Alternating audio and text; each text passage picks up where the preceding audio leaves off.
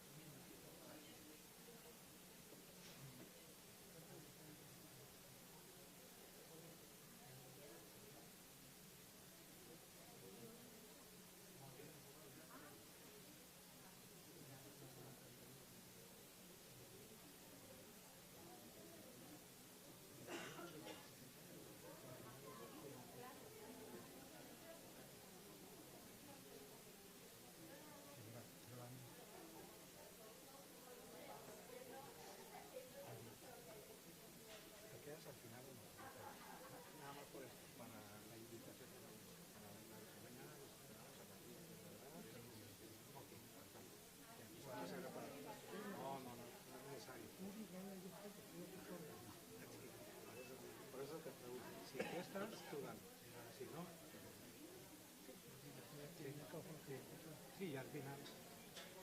¿Ya empezamos?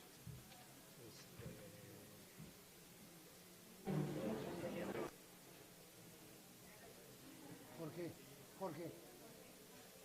Ahorita los están allá afuera y cerramos las puertas.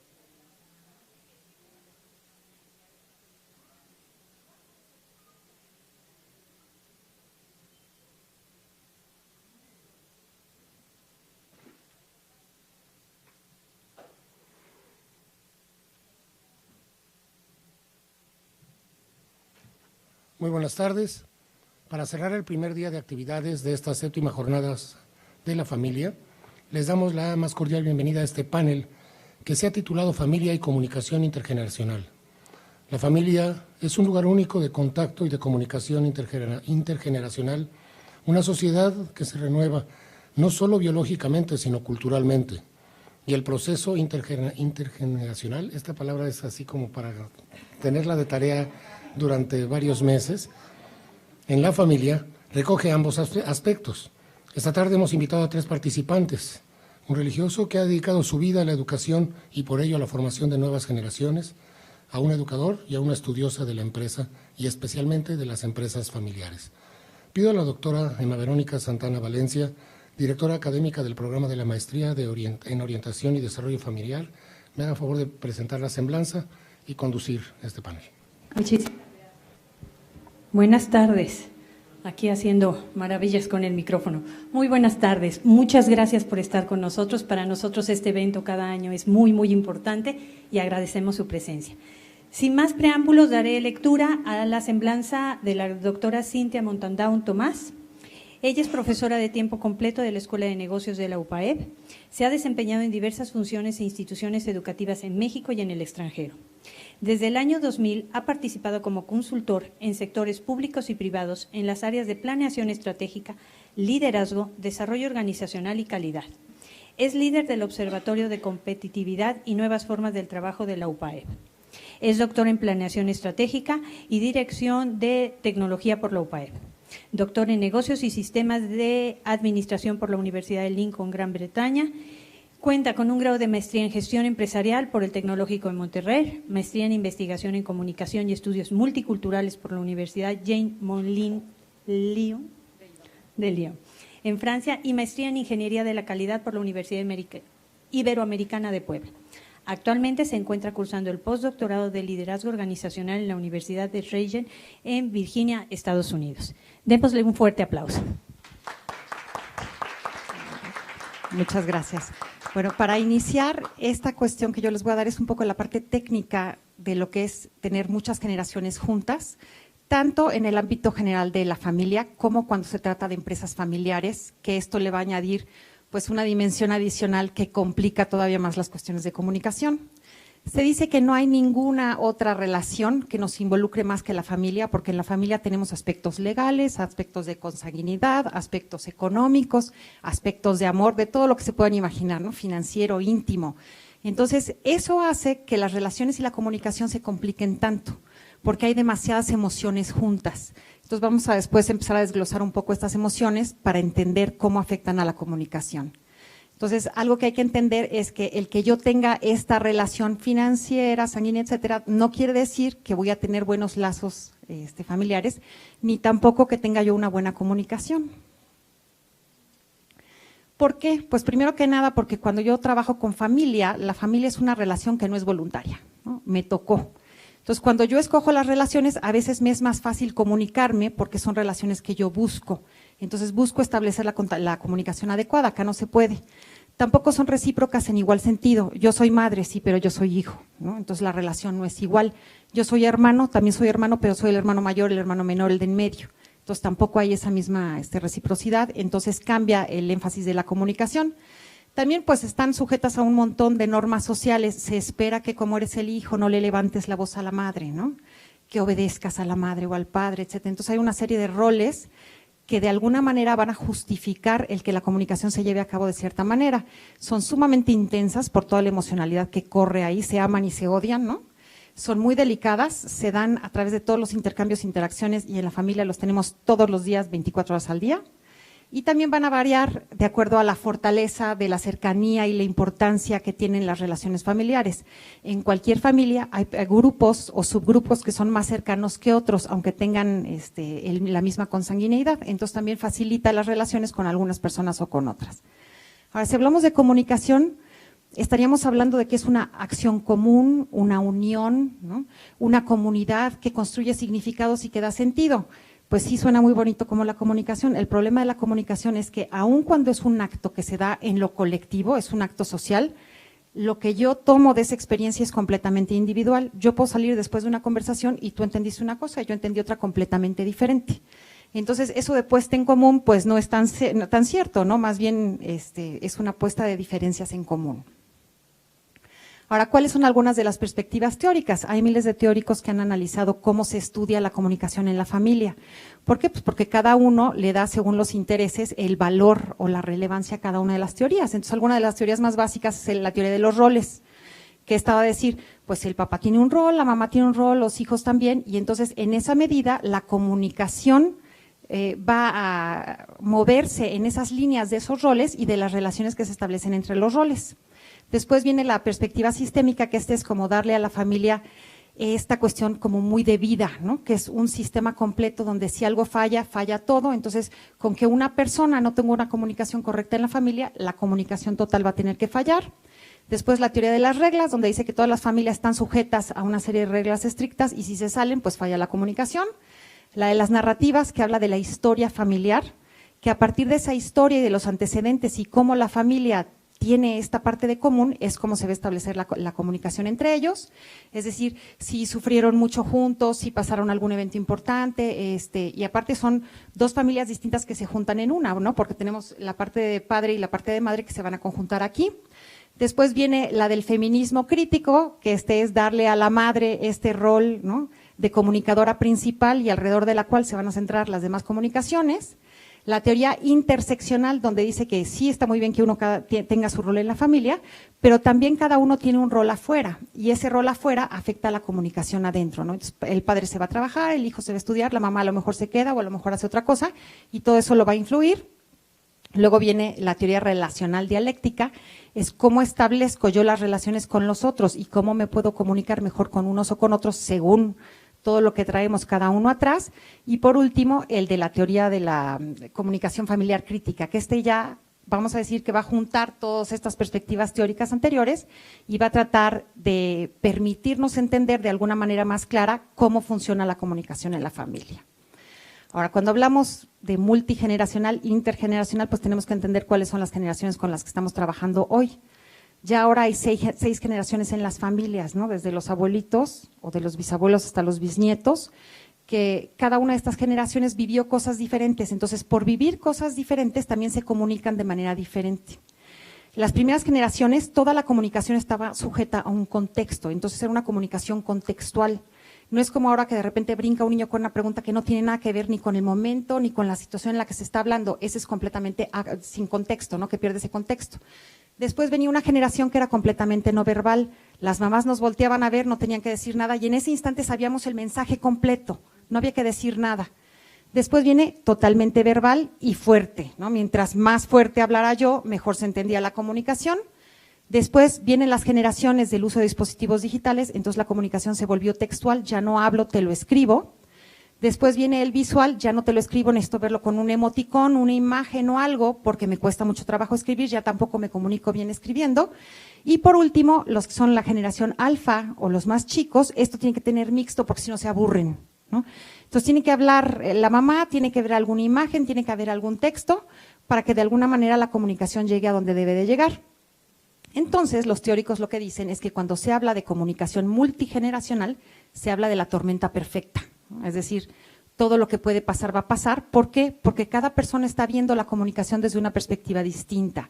Hay gente que ve la tormenta a lo lejos y dice, ay, no pasa nada, ¿no? Ahí está. Hay otros que lo están viendo de cerca y dicen, ya nos está llegando el agua cerca. Hay otros que lo ven desde en medio y están empapados, entonces están sufriendo la tormenta. Hay gente que la ve antes, gente que la ve durante y gente que la ve después. Entonces, imagínense cualquier fenómeno que se trate en la familia de lo que se tenga que discutir cuando tenemos todas estas perspectivas. Entonces, por supuesto, los padres somos más miedosos de los que les puede pasar a los hijos. Los hijos lo ven de lejos, a mí no me pasa nada, ¿no? Pero es justo esto, porque es las diferentes perspectivas desde donde se observa un mismo fenómeno y desde donde se comunica el fenómeno. También hay que agregarle ahí una variable de género. Las mujeres hablan en promedio 20,000 palabras al día, los hombres 7,000, ¿no? Entonces, no puede ser una comunicación igual entre hombres y mujeres. No puede ser igual nada más por el número de palabras. Entonces, cuando hay demasiadas palabras también se pierde un poco el contexto o la parte del énfasis en la situación. Los hombres son como mucho más directos. Ahora, hay estudiosos que dicen que la diferencia del número de palabras depende del contexto, que habrá contextos donde las mujeres hablarán menos, supongo yo que en un taller mecánico o algo por el estilo, y habrá contextos donde los hombres hablen más. Ahora, si vemos las diferencias de género, pues hay un montón de diferencias importantes en cuanto a la comunicación, los que delegan la comunicación, los que la ordenan, que son los hombres, y los que ven el full picture, ¿no? Las mujeres no, las mujeres se van más al detalle en la comunicación, esos tonos finos de, a ver, pero ¿y dónde estabas, ya que ahora y qué dijiste y por qué, no? Los hombres recuerdan exclusivamente lo que es importante, entonces de la conversación se les va a quedar lo más básico que les sirve a ellos y las mujeres se van a acordar de la comunicación completa. Entonces, pobre de alguien que ponga en duda lo que una mujer dijo, ¿no? Porque la mujer se acuerda perfectamente de todas las partes de la comunicación. Entonces, bueno, estas diferencias nos permiten también entender por qué es tan difícil la comunicación entre generaciones cuando está también la variable de género. Esta cuestión de género, pues, habla también de la orientación física, ¿no?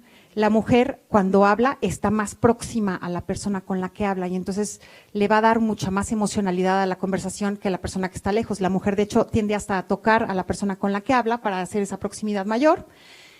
Hay una cuestión de estatus o conexión. El hombre es más de que en la comunicación él establece su estatus y la mujer lo que quiere es entablar conexión. El hombre es más directo, la mujer más indirecta. El hombre la comunicación la maneja mejor en lo público, la mujer en lo privado. El hombre comunica por oposición, la mujer por disposición y también hay una cuestión ahí de la conversación que tiene que ver con evasión en la parte del hombre y rapport de la parte de la mujer. Entonces, el hombre quiere evadirse y la mujer lo que quiere es que se involucre, ¿no? Entonces, se complica ahí la comunicación. También hay un mito de la escucha efectiva. Las personas pueden escuchar entre 120 y 160 palabras por minuto, pueden hablar en promedio 150 palabras por minuto, pero pueden pensar 1,500 palabras por minuto en promedio. Entonces, el problema es que cuando estamos hablando o alguien nos está hablando y nosotros escuchamos, mientras yo escucho, ya por mi mente pasaron 100,000 palabras adicionales. Entonces, de lo que yo capté de la conversación total es mínimo porque mi mente ya estaba ocupada en otras cosas. Entonces, esto de que, la escucha activa, es muy difícil hacer la escucha activa. Tendríamos que hacer mindfulness para la escucha, ¿no? Para podernos concentrar verdaderamente en lo que la gente nos dice. Entonces, bueno, nuestra memoria de conversación no es la realidad. Por eso a veces decimos que los hombres y las mujeres se acuerdan, los hombres y las mujeres se acuerdan de cosas diferentes. Pues claro, con todas esas palabras que teníamos en la cabeza y las que hablan más y los que hablan menos, pues hay menos capacidad o más capacidad de acordarse de cosas distintas. También hay que meterle ahí en la ecuación los estilos de aprendizaje. Hay gente que es visual, auditiva o kinestésica. Entonces, la comunicación, como todo lo que aprende, no le entra igual. A lo mejor yo soy visual y con la persona que estoy hablando yo es auditiva, entonces no hay esa parte en que podamos conectar directamente, ¿no? O al revés, hay un kinestésico y un visual y el otro no se mueve, entonces, bueno, ¿qué pasa? Pues no puedo yo entender cuál es el mensaje real que la otra persona está tratando de decir. Por eso se habla de la tormenta perfecta, o sea, chequen todas las variables que le hemos ido metiendo a la parte de la comunicación en la familia. Luego también está la parte de los que son impulsivos y los que son reflexivos, ¿no? El que habla primero y rápido, porque hablar primero pues es también tener el poder. Si yo tengo el poder, controlo la conversación, aunque no sepa lo que estoy diciendo. Entonces, normalmente cuando hablamos rápido, pues hay un riesgo de decir las cosas mal. Y los otros, los reflexivos, pues hablan mucho más lento, hablan menos, pero de alguna manera más puntual. Entonces, imagínense, pongan a un impulsivo junto a un reflexivo a tener una comunicación, pues no se puede. Y luego también hay lo que se llama el prime time o el location. Quiere decir que hay un lugar y un momento especial para la comunicación. Una comunicación adecuada no se puede dar en cualquier lado, por muchos factores, por el ruido, la distracción y también por las horas del día. Todos tenemos un ritmo circadiano que se llama, que es cómo funciona mi cuerpo.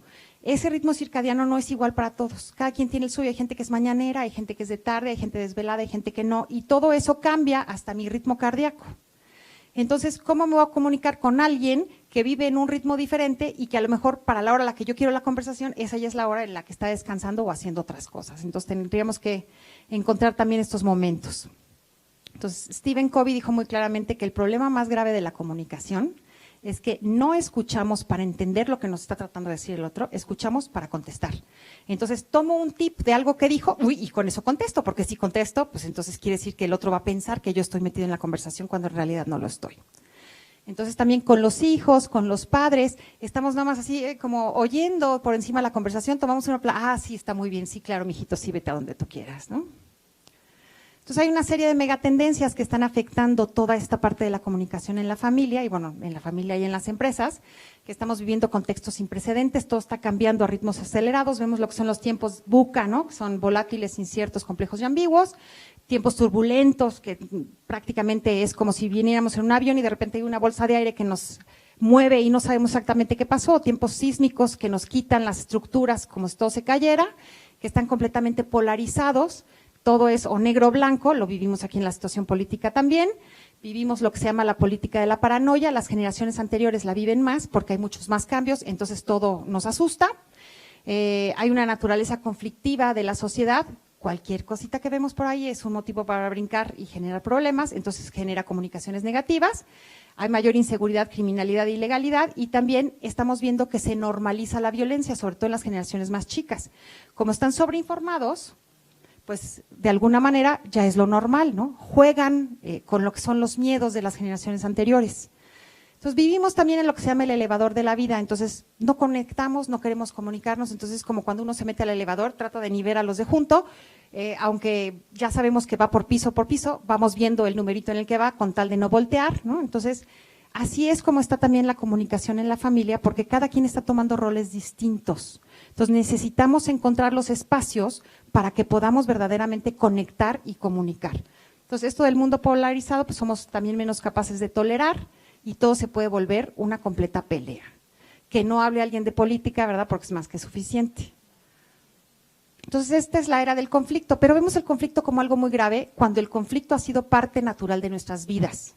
El conflicto no es un problema gravísimo que no se puede resolver. El problema no es más que una situación donde dos o más personas tienen algún desacuerdo, simple y sencillamente por tener ideas, posiciones, intereses que son incompatibles, pero lo consideran incompatible porque hay muchos factores que les afectan y el más importante es esta carga o el factor emocional. Entonces, si hoy estoy de malas o de buenas o cansado, lo que tú me dices me va a afectar de manera diferente. Entonces, hay miles de posibilidades de no entender, ¿no?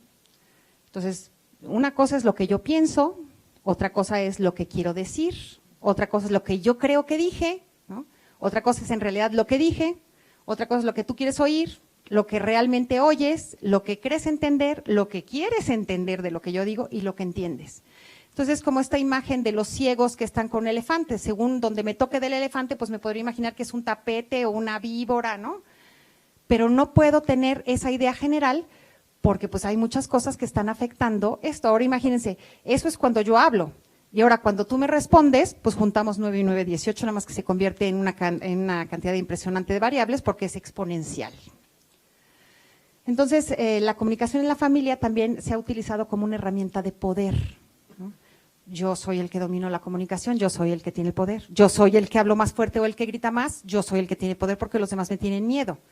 Entonces, ¿por qué pasa esto? Porque escuchar está considerado como ceder. ¿Me vas a oír? Sí, mamá, ¿no? El político habla, el público escucha. También hablar es controlar. Si yo te estoy hablando, estoy evitando que tú hagas otra cosa, porque tienes que estar de alguna manera cerca de donde yo estoy hablando. Si yo grito, completamente domino. Y también hay esa cuestión en la familia donde decíamos, los mayores van primero. Claro, las nuevas generaciones dicen, no, nosotros vamos primero, ¿no? Esas son las generaciones donde ahora es ellos antes que nadie.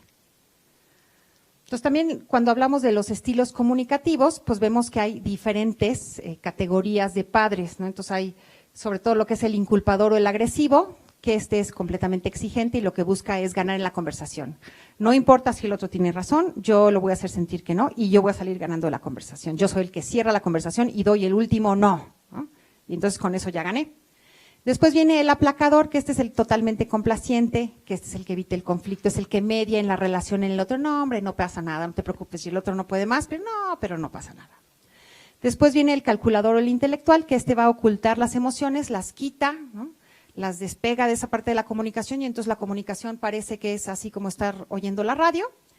Después viene el manipulador, que aquí lo que hace es usar diferentes estrategias, normalmente son estrategias de chantaje emocional, porque es donde se domina en la comunicación con la emoción. Y por último el asertivo, que este sí expresa sus sentimientos, pensamientos o necesidades de manera congruente. Entonces lo que deberíamos buscar es ser comunicadores asertivos en la familia. Nada más que es curioso, pero estos roles los jugamos todos. A veces me conviene más ser el manipulador. También hay una comunicación que es funcional y una comunicación que es disfuncional. Entonces, si es funcional, pues es afectiva, es clara, tiene una congruencia, una lógica, es cálida. Y por otro lado, la comunicación disfuncional, pues es aquella donde sobre todo hay una incongruencia entre cómo hablo yo y cómo actúo. Porque aunque no querramos, nuestro inconsciente maneja la comunicación no verbal. Entonces, aunque yo quiera fingir que estoy muy contenta en algún lugar, se va a notar que no estoy, o se va a notar que estoy tenso, o se nota un sarcasmo en mi tono de voz cuando yo digo algo, cuando contesto. Entonces, a veces hay esa desconexión, entonces la gente no nos cree el mensaje, porque hay una incongruencia entre lo que yo digo y cómo se comporta mi cuerpo. También, pues cuando hay mensajes incompletos, yo doy un mensaje y espero que los demás adivinen lo que yo quiero decir, ¿no? Porque como mi mente ya me lo dijo todo, yo creo que con 3 palabras tú me lo tienes que entender, pero si ya vimos todo lo que pasa de que yo no puedo entender al otro, se complica mucho. Y también hay un receptor disfuncional que es el que tiene fracaso en la escucha, lo vemos mucho en las generaciones más jóvenes, se ponen los audífonos y cuando no traen los audífonos, fingen traer los audífonos. Entonces, es una manera de aislarse porque ya están acostumbrados al aislamiento físico. Entonces, si yo lo puedo hacer físicamente, lo puedo hacer también sin tener esa barrera física. Y el comunicarse mal o el no comunicarse en la familia está en relación o responde a una serie de miedos que toda la gente tiene. Por un lado tienen miedo al acercamiento, porque si me acerco demasiado, a lo mejor me comprometo mucho, entonces prefiero no. Por otro lado, el miedo a la distancia, a lo mejor digo algo y me van a quitar de aquí o me van a hacer el feo, etcétera. Miedo a la diferenciación, como yo ya dije, ahora yo soy diferente de los demás y yo quería no notarme, ¿no? Miedo a herir o miedo a salir lastimado, al compromiso, porque si ya dije, ahora te amuelas y ahora lo haces, ¿no? A la dependencia y a la independencia, nos dan miedo las dos cosas, a la confrontación, pero lo que más miedo nos da es la cuestión de la incertidumbre. Yo no sé qué va a pasar y eso es lo que más miedo nos provoca. Ahora, también hay una serie de influencias que afectan la comunicación. Mi familia de origen y sus antecedentes afectan cómo me comunico. Hay una cultura familiar particular que se va mezclando con las distintas generaciones y que establecen patrones de comunicación. Nada más que luego yo me voy a casar con otro de otra familia que tiene todo eso atrás. Entonces, lo que los hijos van heredando, pues son a lo mejor ventajas importantes de comunicación, pero todas las fallas de comunicación también se van heredando. Y cuando los padres se comunican específicamente con los hijos, hay 3 modelos básicos de comunicación. Yo puedo tener lo que se llaman los padres búhos, ¿no?, que están así como el búho con ojos grandes, observando más bien, no interviniendo demasiado, que estos son los padres más empáticos porque dejan a los hijos expresarse libremente y escuchan todos los lados del problema y pueden tomar una decisión mejor. Después vienen los padres tortuga, que son los padres permisivos, y se llama tortuga porque se esconde adentro del caparazón. Yo mejor no veo, no oigo, no opino, y entonces tomen ustedes las decisiones y a mí me liberan de toda responsabilidad. Lo que pasa aquí con estos es que se vuelven los hijos muy amigos de los padres, entonces rompen los roles tradicionales y también se rompe el rol tradicional de comunicación por roles. Entonces, lo que pasa aquí es que puede haber hasta faltas de respeto, porque entonces ya te trato como un igual cuando la relación no es de iguales. Y por último, los padres tigre, que son estos que rápidamente sacan garras y dientes, que son completamente autoritarios y que para ellos la comunicación es de castigo. Solo te voy a hablar o me voy a dirigir más a ti cuando te tengo que regañar por algo. Entonces, para los hijos yo prefiero no tener comunicación con mi papá, si normalmente va a salir como tigre a afectar la comunicación, porque cuando está de buenas o no pasa nada, normalmente no me habla. Ahora, curiosamente, cuando hay abuelos que están ahora muchos viviendo en las mismas casas, porque se aumentó la esperanza de vida al nacer, o porque tienen mayor contacto, a lo mejor puede ser contacto físico o contacto virtual por los medios de comunicación, que si están lejos los abuelos ya los pueden ver a través de Skype o comunicarse por Facebook o WhatsApp. Es muy curioso, pero aunque son de menor frecuencia, tienen menos responsabilidad y menos juicios. Entonces, por tener estas cosas de menos, la comunicación con los abuelos que con los padres tiene mucha más apertura, más libertad y más comprensión. Entonces, hay una mayor comunicación transgeneracional, es decir, que se brinca una que con las generaciones directas. Porque aparte, como el abuelo ya no tiene responsabilidad sobre los nietos, se vuelve mucho más fluida. Hay diferentes tipos de conflictos y los conflictos vienen precisamente de la mala comunicación y se hace un círculo vicioso: mala comunicación, mayor conflicto, peor comunicación. Entonces, entre los conflictos hay conflictos sustantivos, que estos sí son los importantes y los que tenemos que atender y resolver y que tienen algo de fondo muy grave, que están basados en metas, sistemas de valores, actividades o tareas. Entonces, si estamos atacando algo que va con los valores o con las reglas de la casa y demás, son problemas que tendríamos que resolver de esa manera. Pero la mayoría de los problemas son problemas emocionales, más bien por choque de personalidad. Pues no nos entendemos no porque no nos comuniquemos, sino porque cada quien en su personalidad busca algo distinto. También cuando estoy enojado no me comunico igual, entonces este tipo de comportamiento que afecta la situación de relación y genera conflicto. Y luego también, si yo actúo de una manera como no debería, pues también genero conflicto.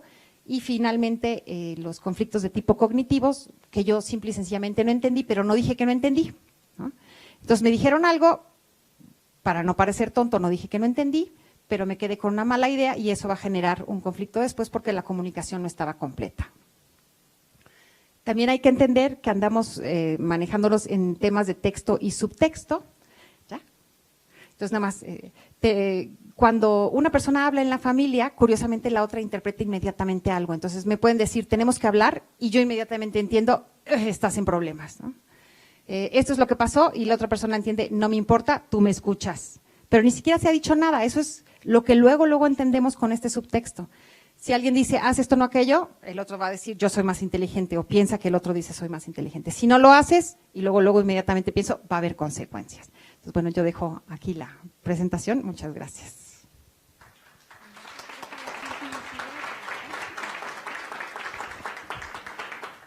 Bien, pasamos ahora entonces a leer la semblanza del maestro Manuel Velasco. Juan José Manuel Velasco Arzac, originario del Distrito Federal, hermano lasallista Desde 1953. Profesor de educación primaria, maestro en físico-química, maestro en pedagogía, maestría en educación superior y doctorado en educación de la Universidad de La Salle.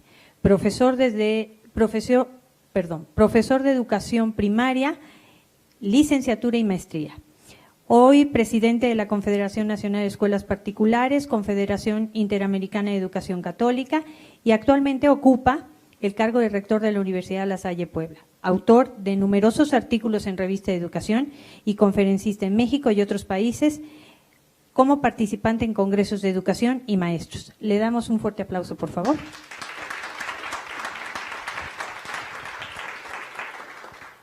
Gracias, muy amables.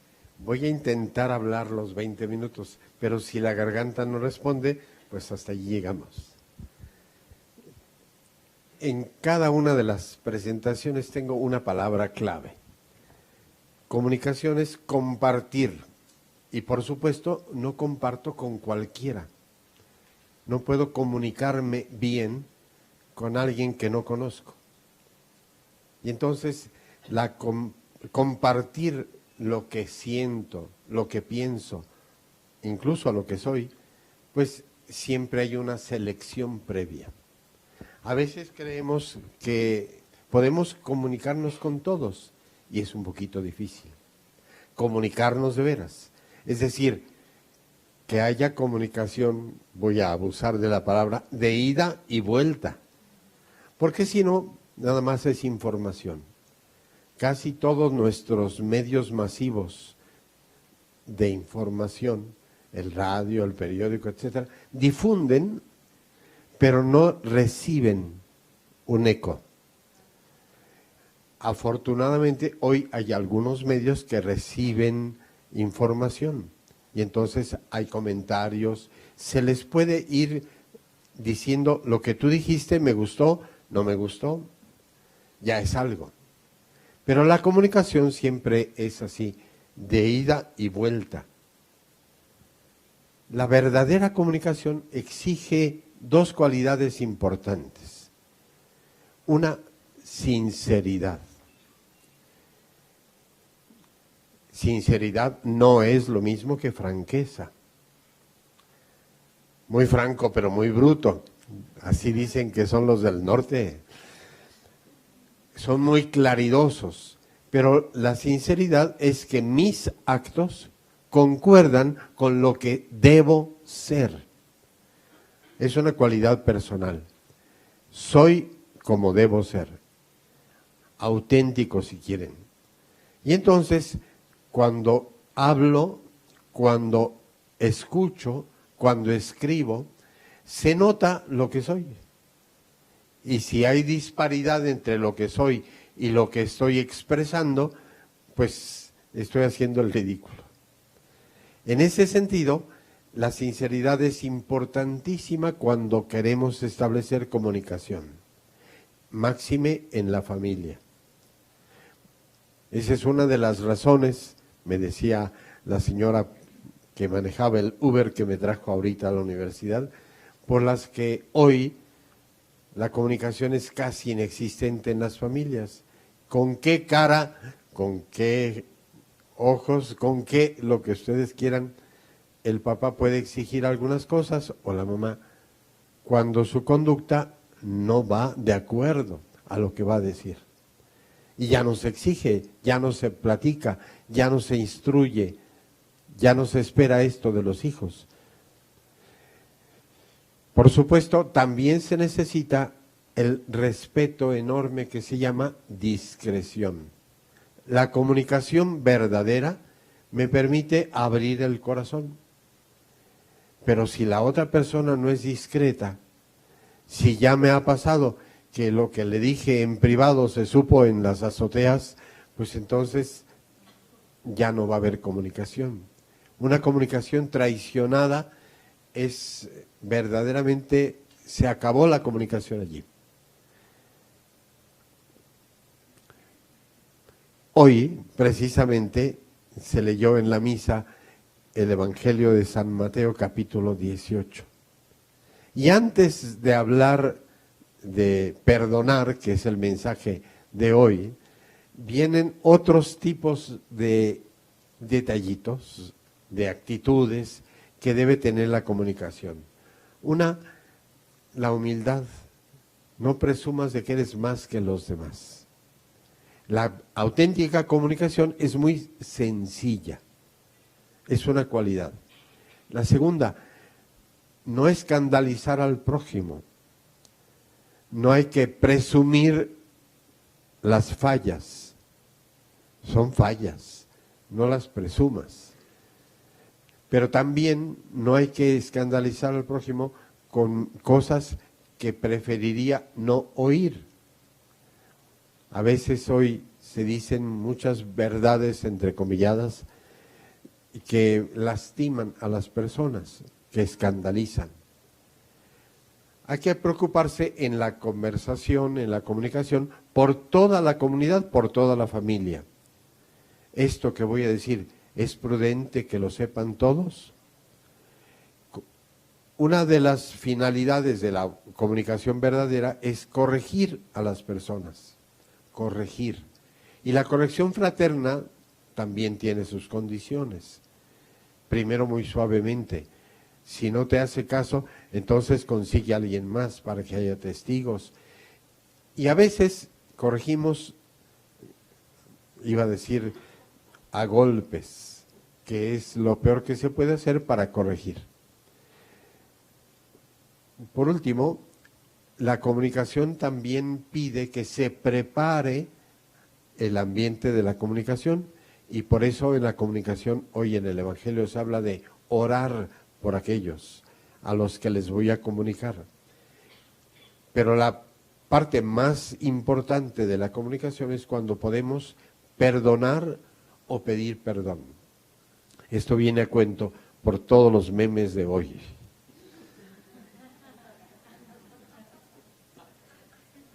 Casi siempre la comunicación pasa por el diálogo. Día a través de logos, la palabra. El diálogo es comunicarnos a través de la palabra. Pero hay muchísimas formas de comunicarnos sin necesidad de palabras. Hace ratito la maravillosa Transparencia nos ponía 9 teorías de la comunicación. Hay muchas formas de comunicarse. En casa de mi abuela paterna había una varita de membrillo que venía de una cabecera a la otra. Nunca se usaba, pero allí estaba la varita de membrillo. Era todo un mensaje. Aguas. Nada más eso. Y todo el mundo se comportaba muy bien. Hay miradas educativas. Y las mamás saben, una miradita a tiempo y se evitan muchos problemas. Hay formas de comunicarse, pero en todas estas formas de comunicación tiene que brillar una cualidad importante del diálogo, la humildad. Puede ser que hoy nos falte humildad a la hora de comunicarnos.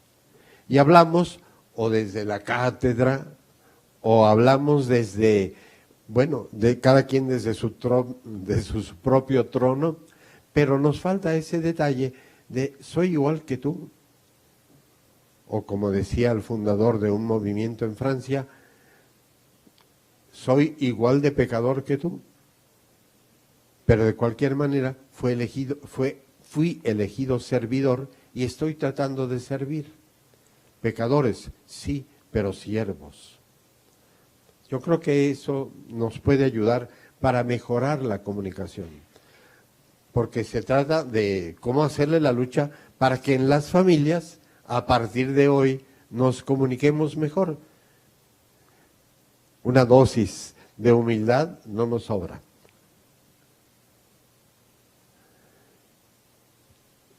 La comunicación puede ser verbal, las palabras, pero es importante que la comunicación exige saber escuchar. Me gusta mucho una historia de una novelita francesa, Momo. Momo llega a un pueblito y es una niña que ni siquiera lleva un vestido, va con un fondo. y llega al pueblito y no acepta que le brinden una recámara en una casa. Se queda a vivir en el anfiteatro romano, que es una zona arqueológica, allí se queda a vivir. Una mirada muy inteligente, y ahí está la niña. En la noche 2 o 3 personas le llevaron algo para cenar, en la mañana para desayunar, pero los niños regresaron a mediodía encantados porque le habían platicado muchas cosas a Momó. Y luego a la tarde fueron las señoras. Y luego al día siguiente los señores ya habían ido a platicar. Y todo el mundo encontraba una escucha fenomenal en Momó. Al tonto se le ocurrían ideas muy buenas. Al que siempre estaba dudando, de repente se le clarificaba el panorama y decidía lo correcto. El miedoso de repente cobraba valor, porque Momó escuchaba. A veces la comunicación es gestual y tenemos que estar al pendiente de los gestos. No es lo mismo alguien que casi no gesticula que alguien que habla sobre todo con las manos. Alguien habla con los ojos. Otros nos están diciendo muchas cosas simplemente con la expresión del rostro. Vale la pena captar todo esto. Y la escucha me pide que mire a la persona que habla y que le mire a los ojos.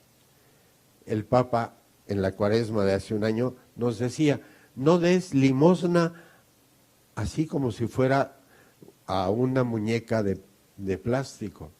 Mira a la persona a la que le das, mírale a los ojos y dáselo con cariño, que ella sienta más tu cariño que la moneda.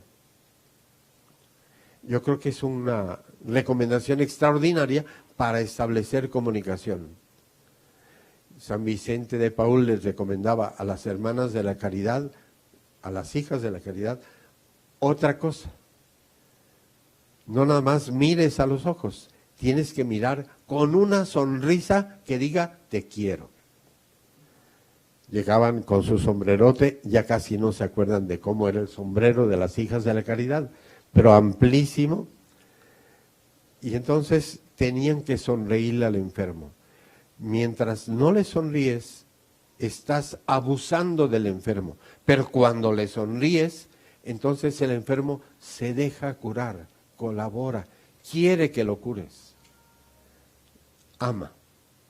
Y por último, cuando la comunicación manifiesta mis sentimientos más profundos, mis confidencias, mis secretos, pues entonces la persona tiene que acogerme.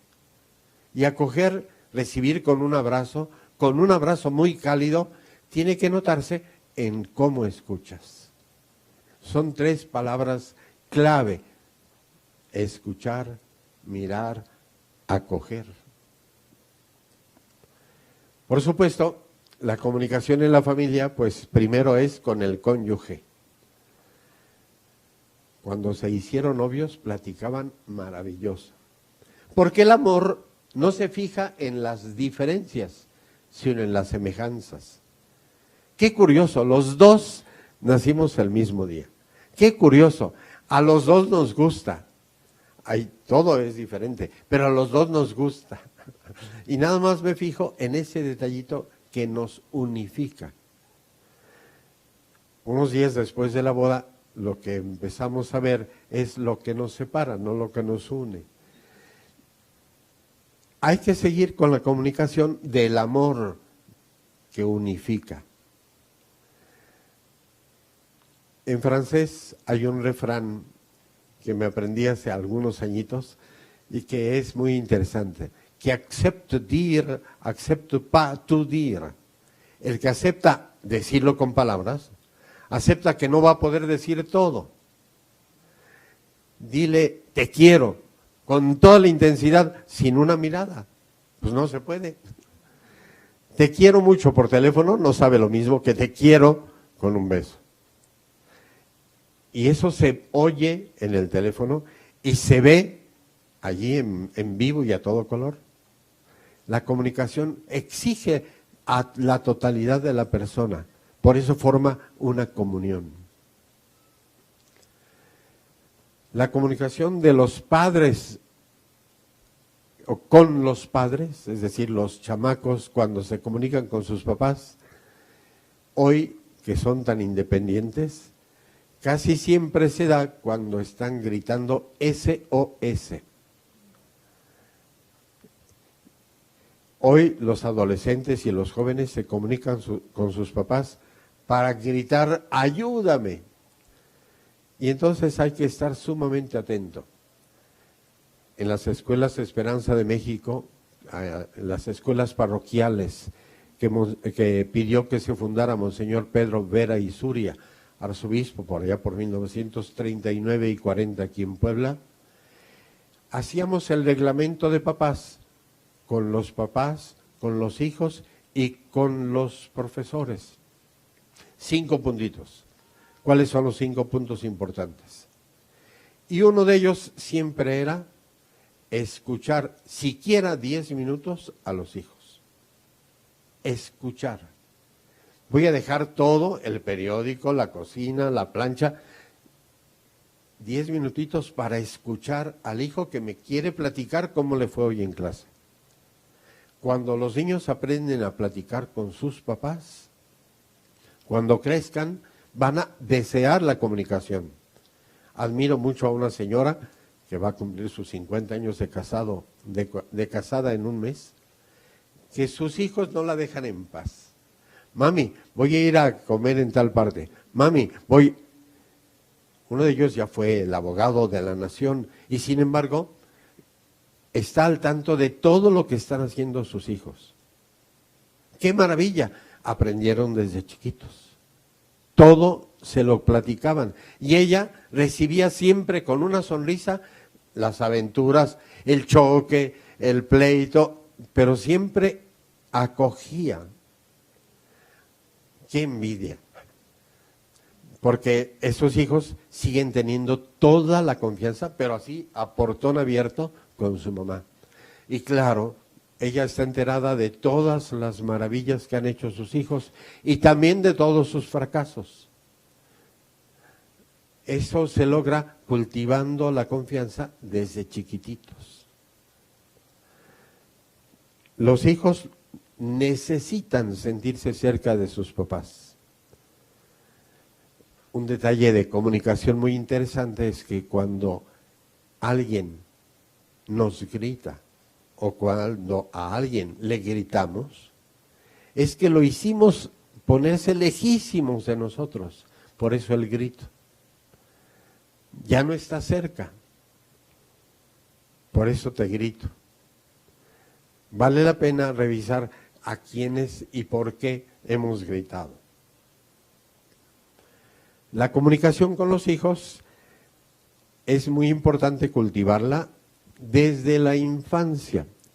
Infancia quiere decir cuando no habla. El infante todavía no sabe hablar. Todavía dice gu, gu, gu. Allí es cuando se empieza a cultivar la plena confianza. Y no se necesitan palabras, son más bien los gestos. Recuerdo en un restaurante de un hotel en Veracruz, en la antigua Veracruz, el niño primero le platicó a su mamá quién sabe cuántas cosas en ese lenguaje que solo la mamá entendió. Después se acurrucó en su cuello y se durmió maravillosamente. Y me acordaba del Salmo 89, como un niño que se duerme en los brazos de su madre, así hoy voy a descansar contigo, Señor, porque tú eres más cariñoso que mi madre. Esto es viejo como andar a pie. Bueno, los salmos tienen sus buenos 2000 años, ¿verdad? 2000 de sus 3000 años. Pero es sabiduría. Vamos, hay que acoger al chiquito para que cuando le crezcan los bigotes también pueda tener confianza.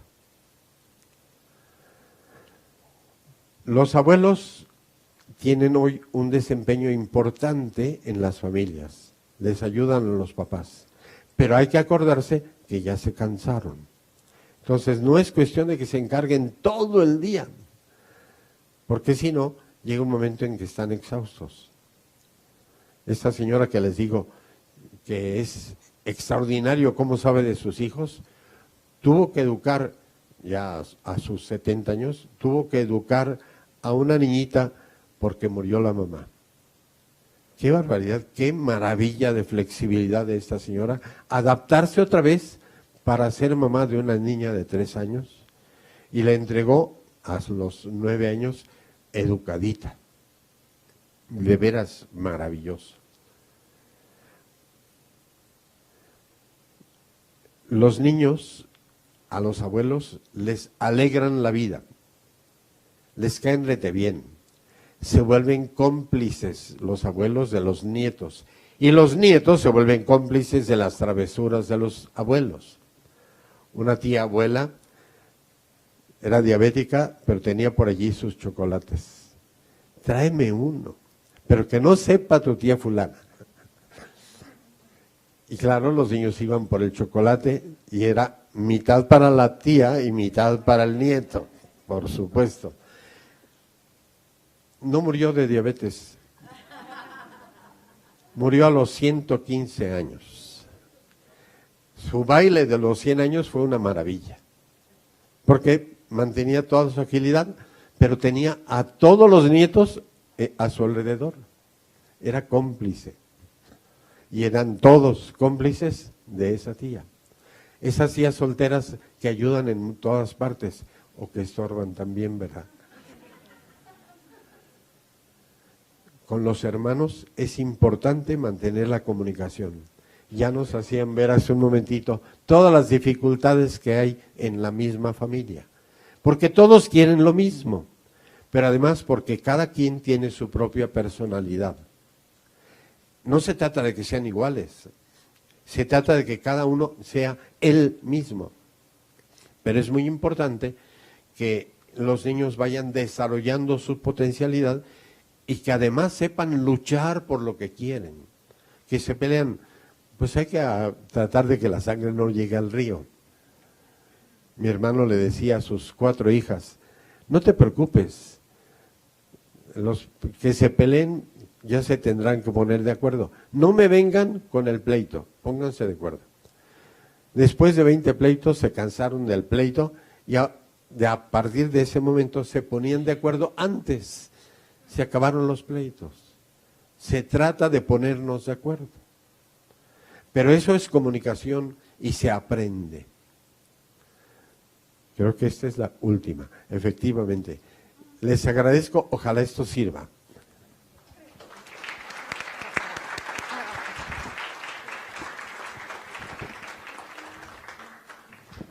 Muy bien, muchas gracias, hermano. Pasamos a la intervención del maestro Jorge Alberto Varela Olivares.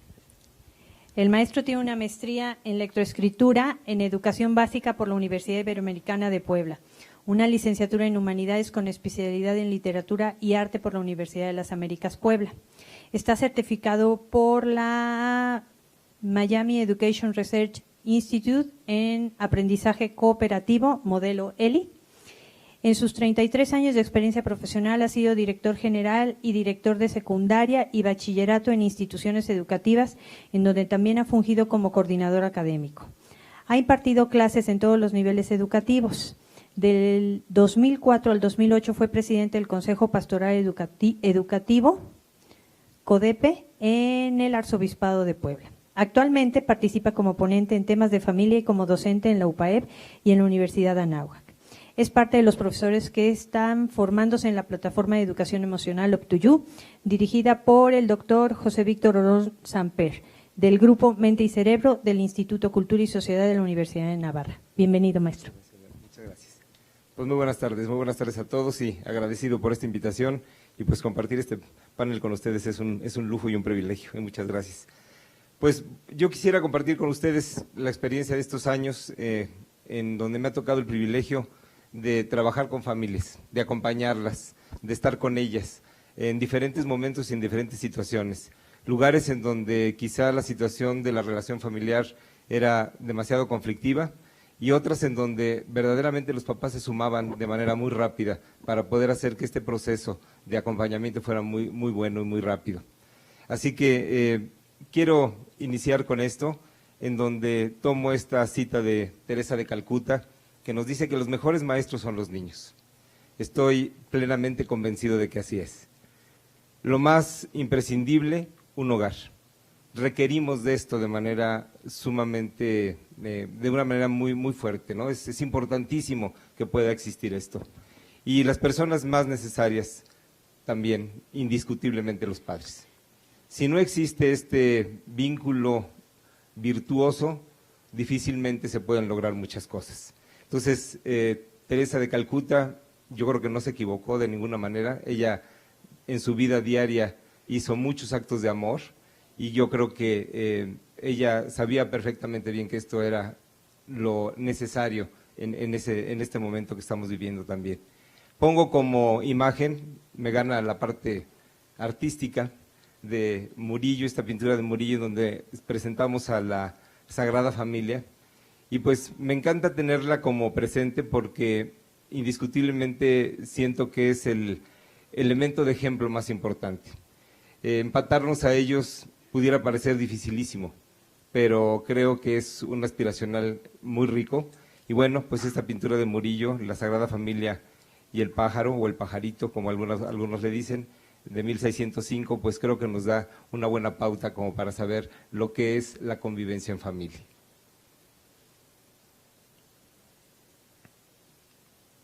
Perdón. Pues aquí tenemos un parámetro, ya la doctora y el hermano han tocado estos asuntos. Tradicionalmente los hogares estaban constituidos por las 3 generaciones. Me tocó a mí, ¿no? En donde los abuelos, los padres, los hijos, pues convivíamos de manera muy cotidiana en las mesas de la comida, de los festejos, de las tradiciones. Muchas cosas fueron heredadas a nosotros precisamente por este vínculo tan importante que se dio. Y sí, aquí como dice esto, se aseguraba la transmisión cultural en el mismo ámbito de vida. Estábamos ahí y en ese momento se ejercía toda una capacitación inmediata de lo que era la vida. Entonces esto realmente para nosotros fue pues un privilegio. Hoy de alguna manera se lleva a cabo, pero creo que mi generación fue la que de manera más rica pudo absorber este tipo de situación. Nuestras familias han cambiado. No es juzgar, no es tampoco poner el dedo en la llaga, ni tampoco decir que todo está mal. Yo creo que hoy más que nunca debemos ser como muy inteligentes como para poder entender la situación que vive cada una de las familias. La falta de uno de los padres hoy pues es cotidiano. En la estadística que tenemos en los colegios, antes eran muchos más matrimonios, hoy son menos matrimonios. Y entonces esto lo estamos viviendo de una manera especial. Hay ausencia de hermanos, hay separación, y esto también está provocando que los vínculos familiares se hagan de una manera totalmente diferente. Hay formación de nuevos tipos de hogares, ¿no? En donde el papá pues se hace cargo del hijo o de los hijos, o donde solamente la mamá, que por tradición ha sido así, la mamá se hace cargo de sus propios hijos. Entonces, esto es parte también de la dinámica que hoy en la comunicación intergeneracional pues estamos viviendo y que desde luego ha cambiado, no ocupo la palabra afectado, ha cambiado nuestra relación en los centros educativos también. Por el trabajo, pues tenemos papás también hoy con muchísimas cosas que hacer. Tienen poco tiempo para poder dedicarle a los hijos, unos con cierta razón porque la situación económica apremia y hay que estar buscando no una actividad sino varias actividades o actividades que se llevan a cabo desde muy temprano y terminan muy noche. Entonces esto también es algo que en los centros educativos pues estamos viviendo y que también lo connotamos de maneras muy diferentes.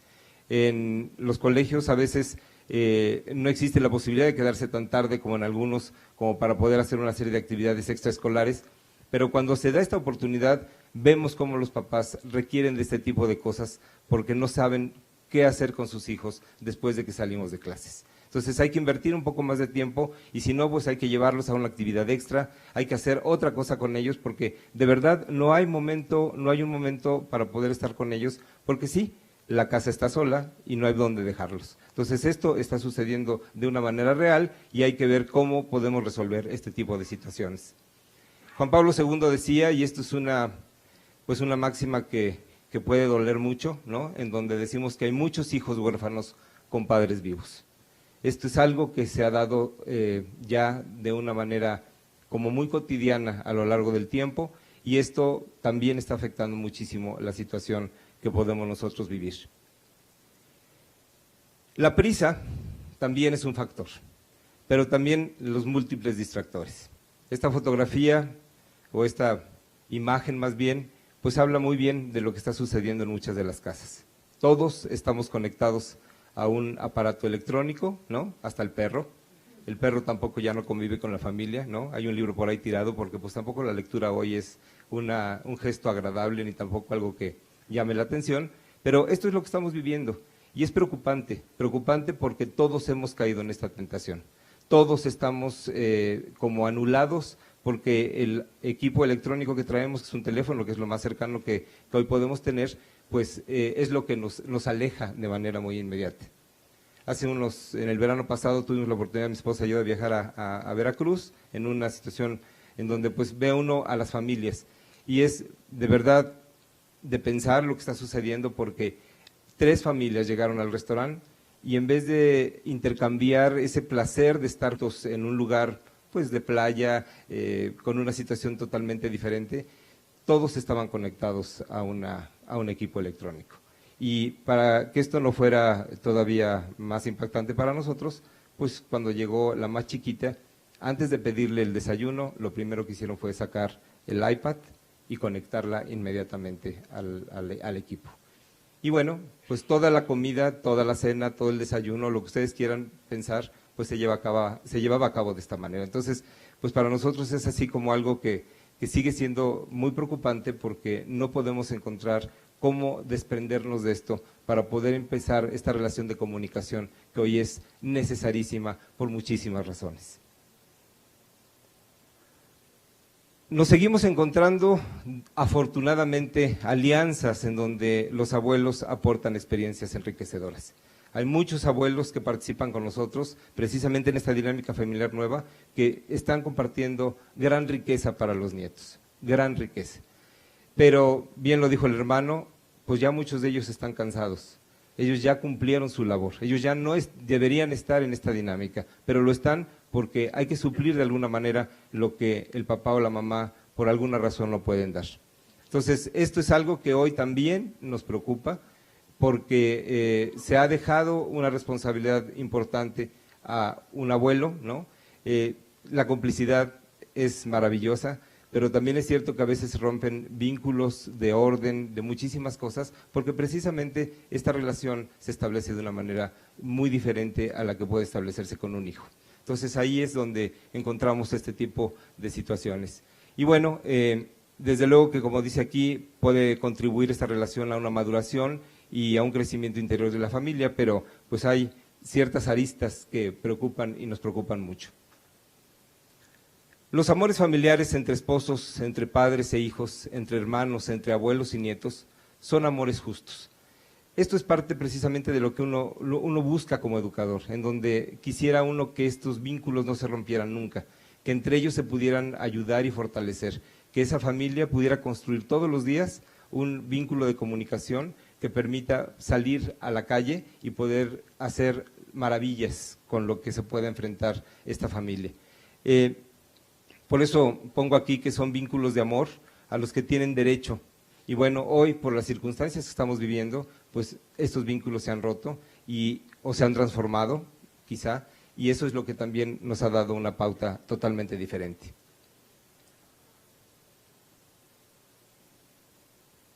La comunicación intergeneracional es muy importante, dentro de ella se puede mostrar la aceptación y el respeto, son necesarios en los hijos para el desarrollo de la personalidad. Pues esto es cierto, creo que esto ya está por demás puntualizar con más ejemplos.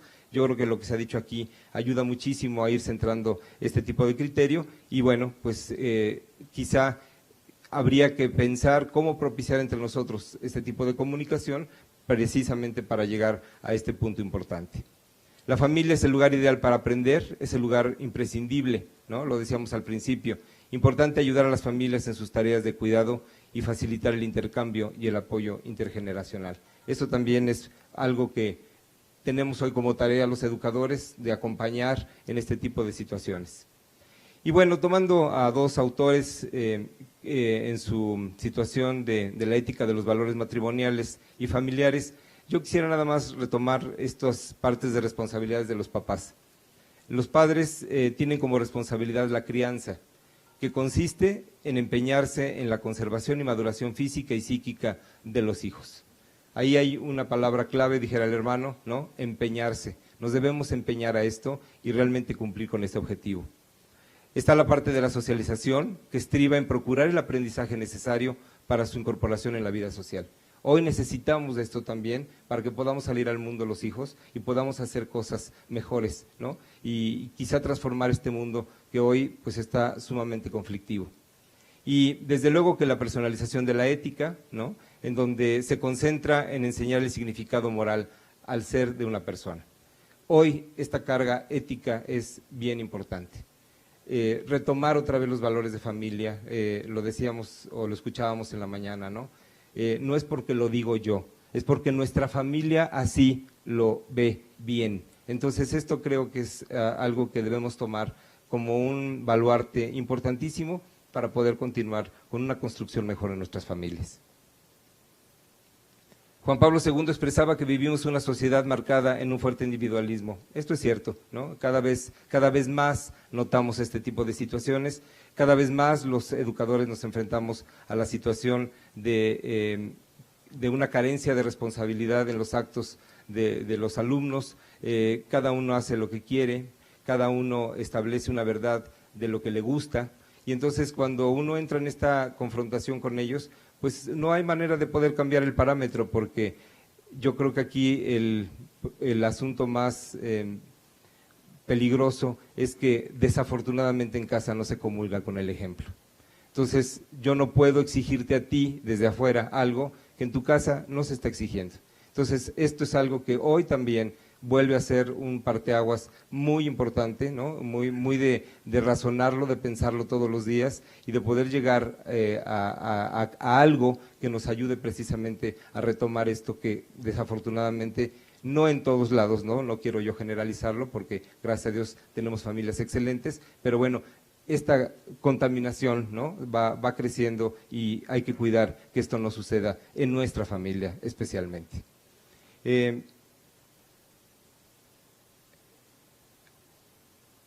Una de las inquietudes que expresan los papás es la dificultad que tienen para organizar y coordinar de manera satisfactoria los espacios y los tiempos laborales familiares. Yo escuché alguna vez por parte de un sacerdote que cada hijo hoy nace con una condición de tener más herramientas para poder defender muchas cosas. Nosotros nacimos con unas herramientas, pero hoy estas generaciones están naciendo con más gracias para poder hacer las cosas mejor. Entonces, yo creo que esto es importante que no lo dejemos a un lado. Y por otra parte también, alguien también me lo dijo y lo creo fervientemente, no es acusar al papá de que se está equivocando. La decisión que se tome, sin duda, ha sido inspirada por el Espíritu Santo. Debemos creer esto, los papás deben creerlo, que si se toma una decisión, siempre va a ser en bien del hijo. Entonces, no hay que tener miedo, lo escuchábamos también en la mañana. Hay que tomar decisiones y bueno, vuelvo a la máxima, no porque lo digo yo, sino porque esto es bueno para nosotros. Entonces, esto es algo que los papás hoy deben manejar con muchísima tranquilidad y paz, porque seguramente el Espíritu Santo está con ustedes para poder tomar decisiones importantes para sus hijos. A pesar de los cambios que afectan los modelos familiares, lo que no ha variado es la importancia de la institución familiar, así que hay que tener este gusto, este ánimo, porque las cosas se sigan haciendo dentro de la familia de una manera adecuada. Nosotros como educadores, y lo digo aquí un poco en eco de mis colegas, animamos por la educación de las nuevas generaciones y creemos que muchos de los problemas actuales de los niños y de los jóvenes se pueden resolver con la presencia de los papás. Los papás son importantes, hay que estar ahí, se necesita acompañar. Nosotros como educadores hemos tomado una posición, por lo menos en el proyecto educativo en donde yo comulgo. Creemos indiscutiblemente que el papá es el que ocupa la punta de la pirámide, en medio están los profesores y en la base están los alumnos, los hijos de ustedes. Entonces, si esto se da como una connotación de responsabilidad de los papás, nosotros como educadores podemos hacer muchísimas cosas, porque estamos acompañando. Muchísimas gracias.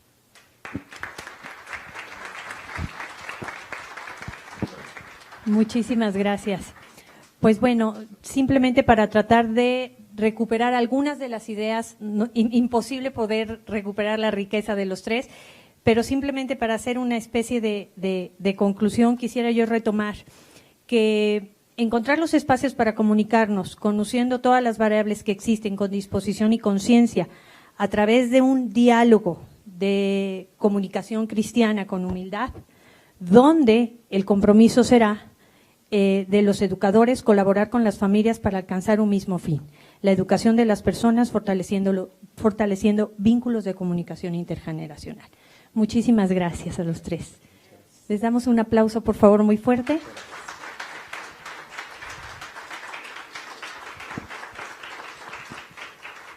Y pasamos al diálogo, está abierto para que ustedes puedan dialogar con los tres. ¿Alguien tiene alguna pregunta, alguna inquietud, algo que comentar, una experiencia?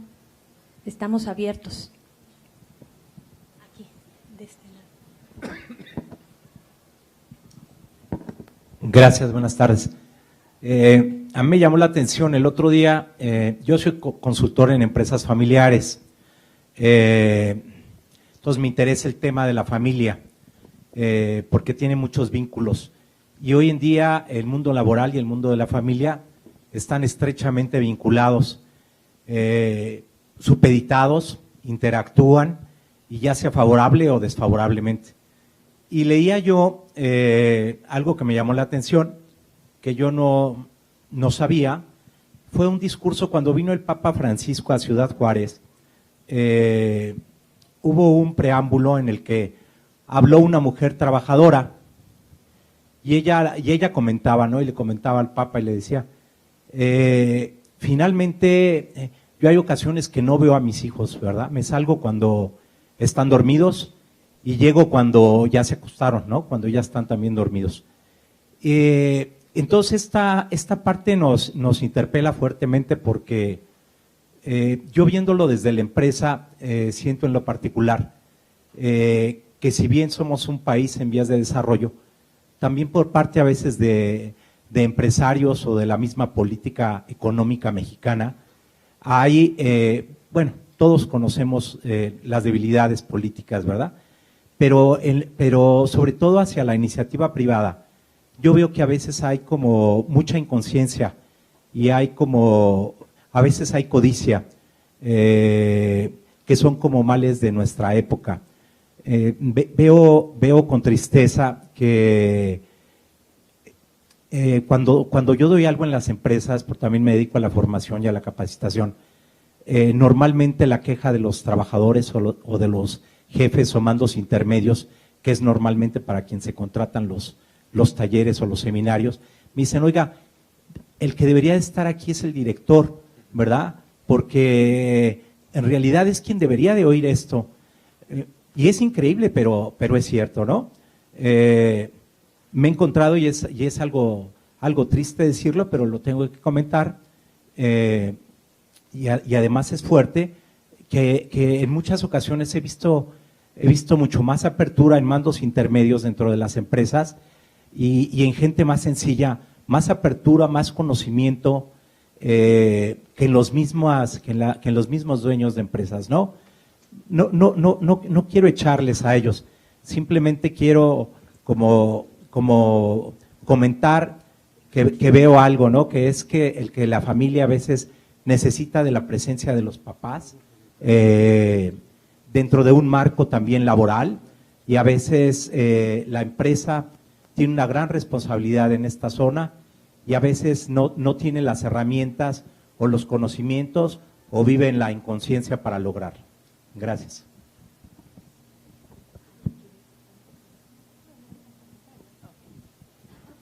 ¿Alguien más tiene algún comentario, alguna pregunta?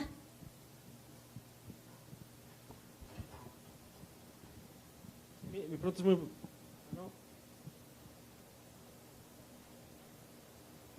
Bueno, mi pregunta es muy breve, nada más cómo fomentar la confianza en la comunicación familiar.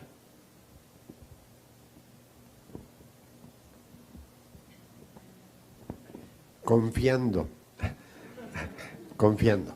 No es una bobada. A caminar se aprende caminando y también a confiar confiando. Cuando el chiquito empieza a moverse y a caminar, el papá se acerca y le atrae, pero deja que dé los 3 primeros pasos y cuando ya va a aterrizar, le ayuda para que no aterrice en el suelo, sino en sus brazos. Y el niño empieza a tener confianza en su papá. Esa confianza se educa, no nada más en ese momentito, en muchos otros. Hace unos años me tocó estar en París y los directores de las 7,000 escuelas particulares de la ciudad estaban reunidos, bueno, de la ciudad y del país. ¿A quién estamos educando? Estamos educando a una persona de futuro. El año que entra, siempre estamos pensando hacia adelante. Segundo, a alguien que se equivoca, y no hay que regañarlo porque se equivocó, hay que ayudarle a que vea en dónde se equivocó y que lo intente de manera adecuada. Te equivocaste porque pisaste esto que no se debería pisar, vuélvelo a hacer.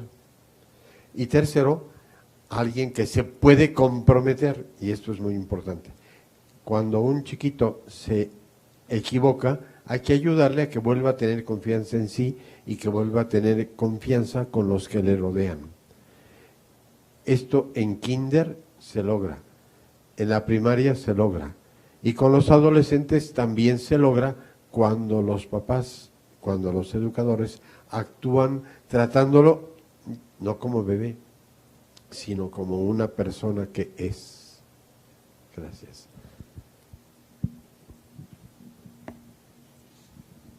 Allá atrás.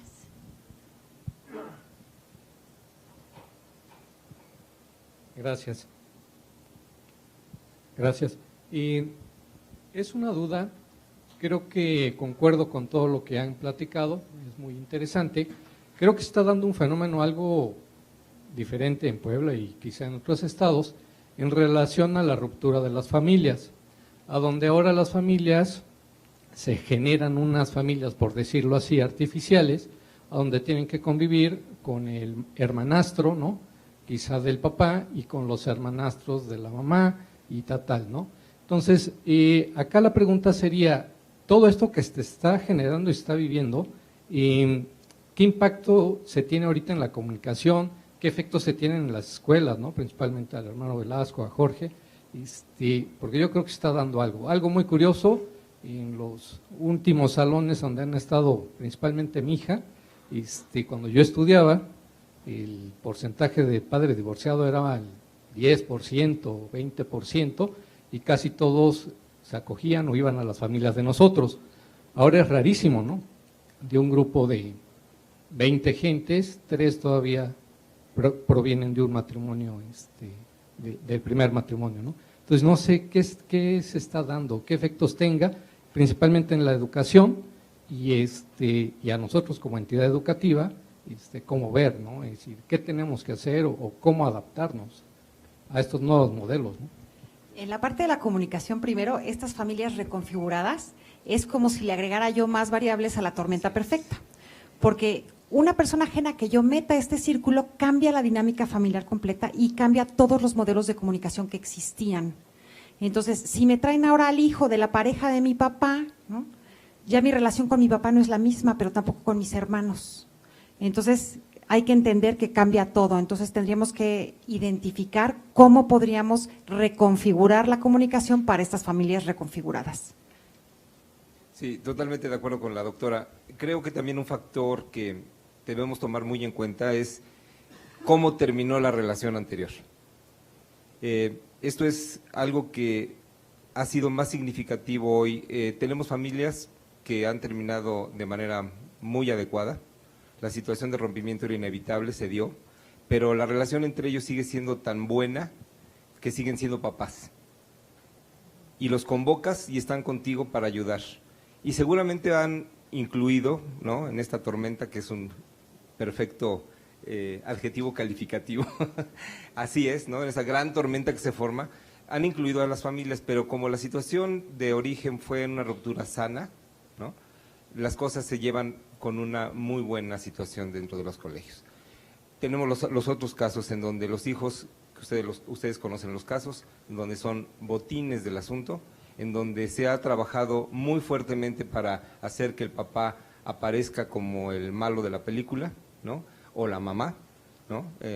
Acabo de tener un caso en donde así sucedió, en donde la mamá era lo peor que pudo haber existido en la faz de la tierra, ¿no? Uno la escucha y entonces uno escucha la otra versión, ¿no? Entonces más bien él era el más malo de la película, pero al fin y al cabo el problema gravísimo es que a ese hijo que te quieren entregar como para que lo acompañes, pues difícilmente lo puedes acompañar, porque no hay ninguna situación que haya como vínculo, ¿no? Entonces, cuando algo sucede importante en la vida de esta persona, pues no tiene quien venga a escuchar y a poder trabajar con él algún tipo de situación que pueda ayudarlo para salir adelante. Entonces, lo vivimos en familia, desafortunadamente, ¿no? Hay un pleito constante entre los papás, no se ponen de acuerdo y siempre se ponen de acuerdo para no ponerse de acuerdo, y entonces el hijo es el que realmente ocupa este tipo de situaciones para poder hacer todavía más grave el conflicto. Entonces, como tú no te pones de acuerdo, pues nadie nos ponemos de acuerdo, tú no me pides nada, yo no te pido nada, todos vivimos en paz, ¿no? Y claro, las repercusiones a veces hasta de índole de relación social dentro de los colegios, pues es muy difícil, ¿no? Muy difícil, y esto se genera también en otras familias, porque desafortunadamente también hay familias que etiquetan, ¿no? Entonces, tú no te lleves con fulanito ni con sutanita porque ellos no son familia, ¿no? Y eso también provoca una serie de conflictos todavía mucho mayores. Entonces, sí, son como un mosaico de 1000 formas, ¿no?, en donde para poder colocar la pieza adecuada en el lugar adecuado resulta dificilísimo.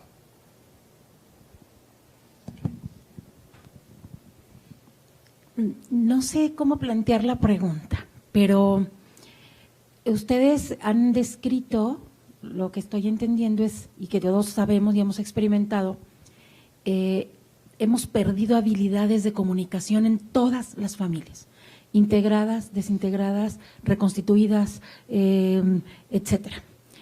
Me gustaría, de acuerdo a la riqueza de perfiles que tiene cada uno y experiencia, que pudieran a lo mejor decir, es una realidad, hemos perdido estas habilidades que generan los conflictos que ya hemos comentado. Me gustaría si alguno de ustedes pudiera decirnos, cada uno, qué propondrían para poder mejorar estas habilidades, porque de alguna manera podemos… ¿cómo llegamos a estos padres y madres de familia que están siendo omisos en estas, por lo menos la intención de comunicarse mejor?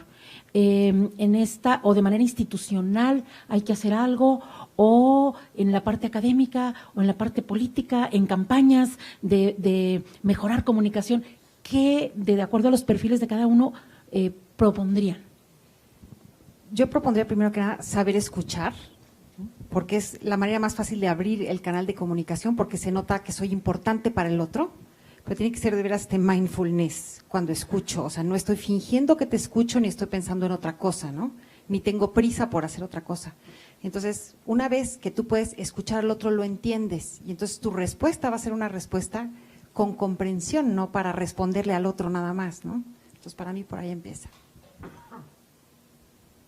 Estaría de acuerdo con la doctora. Yo creo que este es el principal factor que tendríamos que potencializar ahora, ¿no?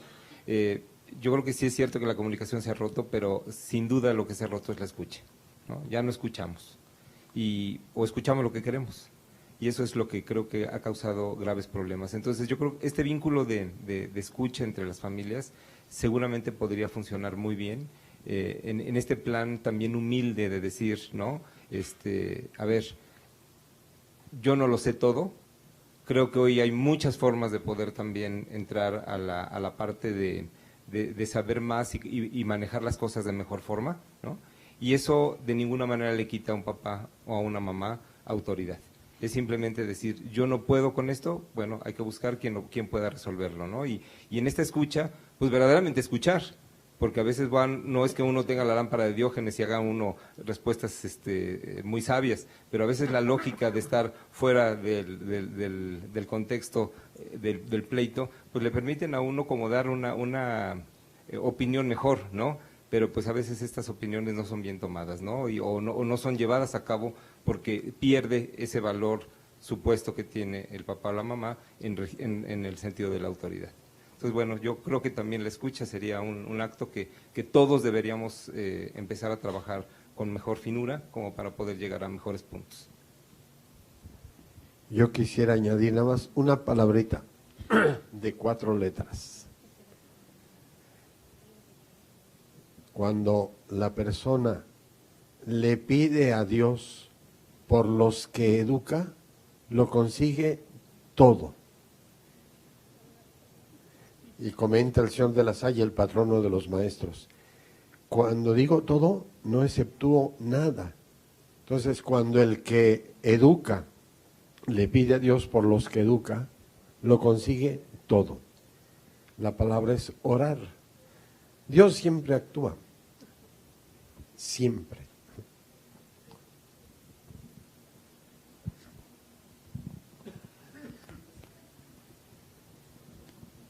Bueno, creo que lo que acabo de decir ahorita responde mucho mi inquietud.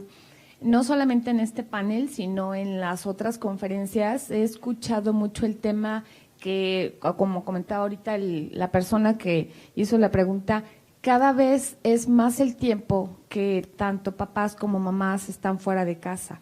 Cada vez más el tiempo volvemos a escuchar padres huérfanos que les decimos a nuestros hijos que es parte de profesionalizar, de ejercer su profesión, de desarrollarse. Yo tengo 2 hijas, van en la preparatoria y pues bueno, ellas están soñando tener una vida universitaria, ser profesionistas y ahora que escucho todo esto digo, bueno, es los tiempos que les toca a ellas de vivir ya después como mamás, salir de su casa y tener poco tiempo para con sus hijas. ¿Qué ahora como papás podemos ayudar a nuestros hijos y ayudarnos a nosotros? ¿Qué podemos platicar? ¿Qué podemos hacer? Generar conciencia en ellos de qué es lo que realmente es importante, que hay que cultivar ahorita para que ellos cuando tengan una familia, pues piensen cuál es lo que realmente vale, ¿no? El éxito profesional, el éxito laboral, el de su familia. ¿Qué podemos sembrar aún en ellos que todavía están con nosotros en esta edad? Algo bien importante en estos tiempos es ser generoso con nuestro tiempo, ¿no? Y con el tiempo para la familia y el tiempo para los hijos. A veces hasta el celular nos quita tiempo con los hijos. Ahora ver una serie también nos quita todo tiempo con los hijos y no queremos que nos interrumpan porque vivimos en este mundo de ruido donde no queremos conectar y si me interrumpes ese ruido pues también me bloqueas un poco esa pequeña libertad que yo tengo para hacer otras cosas. Entonces la generosidad con el tiempo también es algo que se hereda. Si a mí mi papá me dedicó su tiempo y pude platicar con mi papá de cosas que eran importantes, también lo voy a hacer yo con mis hijos. Entonces eso. Les platicaba del reglamento de papás, escuchar a los hijos 10 minutos. Una señora no aguantó y se llevó a su hijo. Pues qué bien, porque eso de escuchar a mi hijo, ¿para qué? Escuchar verdaderamente. Conozco una persona, está a punto de presentar su examen de doctorado en educación. Probablemente en este semestre termine de aquí a junio. Pero cuando iba a nacer su primera hija, a pesar de que era educadora, ya tenía su maestría, etcétera, dejó de trabajar durante 18 años. Lo suficiente para educar muy bien a sus hijas. Bueno, la hija y el hijo. El hijo ya está trabajando, porque ya es médico titulado. Y la niña, que acaba de presentar su examen, ya es abogada. Ya están en la maestría. Y como ya se mueven solos, pues ella también dispuso de su tiempo para estudiar el doctorado. Y para laborar. A veces hay que volver al principio aquel de COVID, primero lo primero.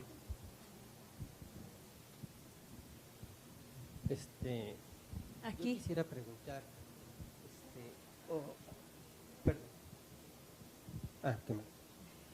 yo quisiera preguntar más sobre lo que es el ejemplo, lo que estaba tratando, y el perdón, hermano Velasco.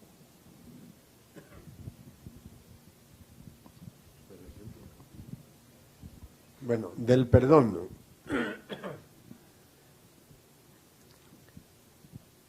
El evangelio de hoy es tremendo. ¿Cómo? A ti que te perdoné toda la deuda inmensa que tenías, ¿no fuiste capaz de perdonarle la deuda a tu compañero? Eres un ingrato. Así termina el evangelio de hoy. Si hemos sido perdonados de quién sabe cuántas cosas, pues podemos perdonar lo menos.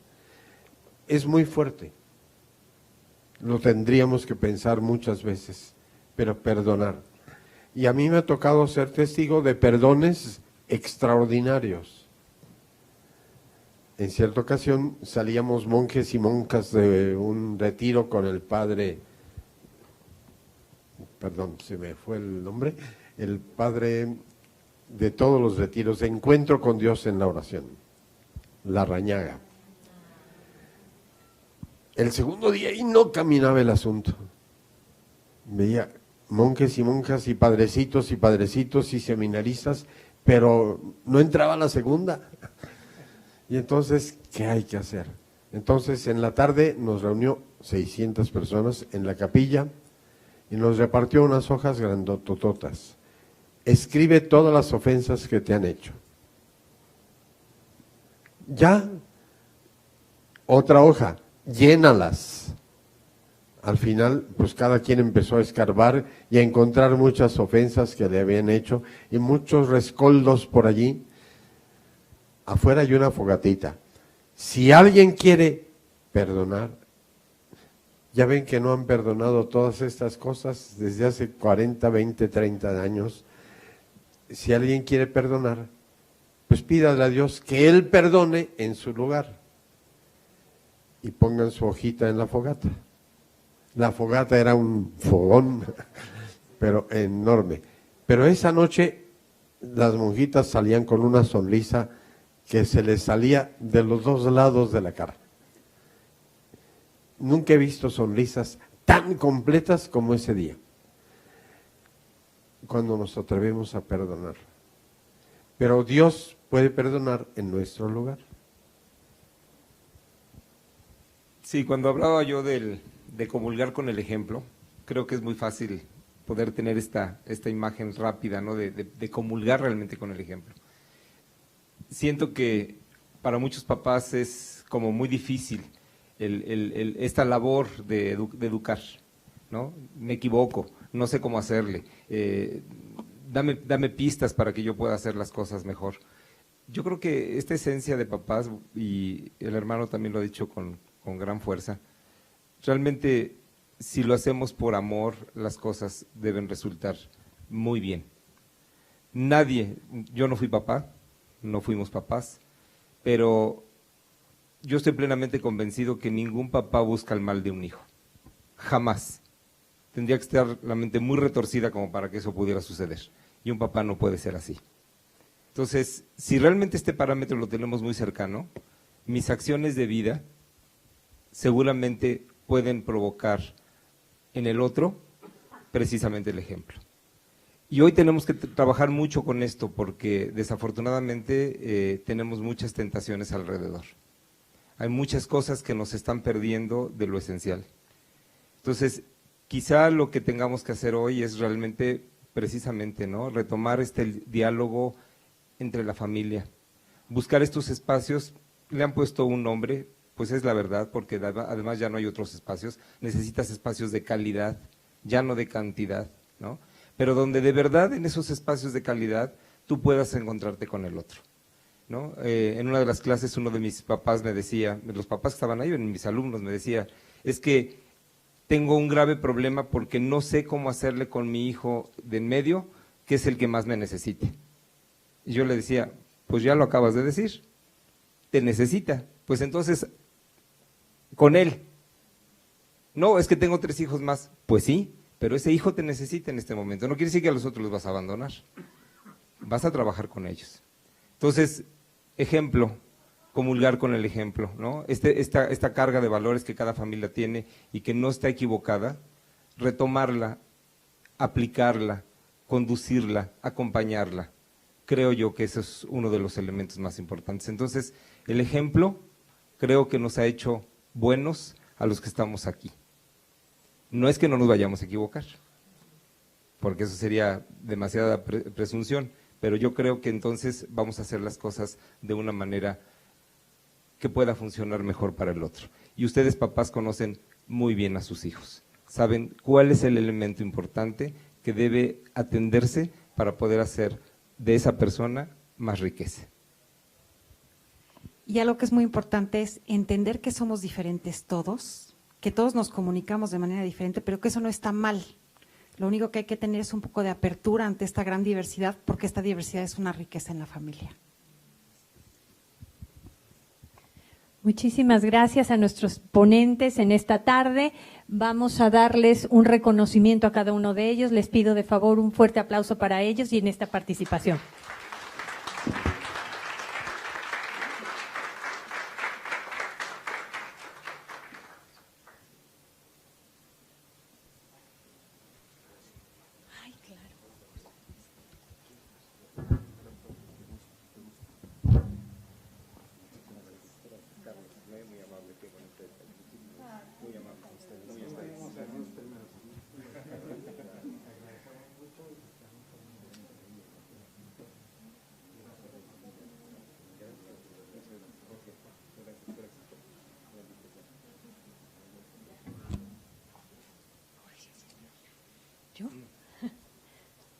Bueno, pues agradecemos la presencia de todos ustedes, recordándoles que mañana continúan las jornadas a las 10 de la mañana. ¿Estoy bien? A las 10, ¿verdad?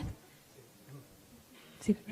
Perfecto, los esperamos mañana. Muchísimas gracias, gracias a ustedes. Buena tarde, buenas noches.